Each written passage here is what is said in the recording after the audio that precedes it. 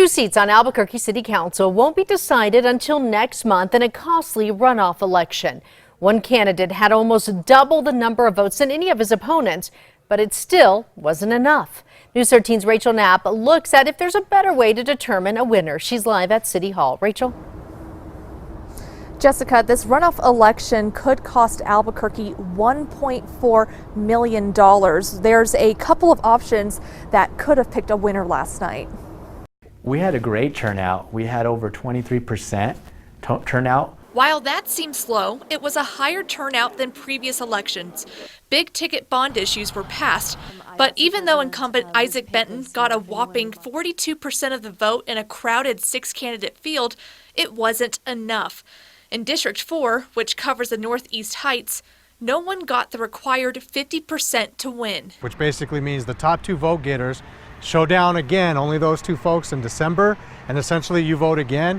And then at that point, it's majority rule. Whoever wins takes the seat. The runoff will be held December 10th, costing the city up to $1.4 million. The main concern in this context is usually running another election. It costs money to do that. It used to only take 40% to win. If it was like that today, 2 candidates would have easily won last night.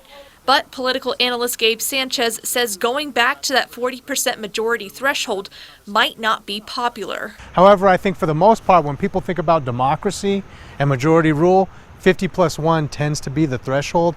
A lot of cities, including Santa Fe, have shifted to ranked choice voting, where people can choose their most to least favorite candidates in order, ensuring a person is elected on election night.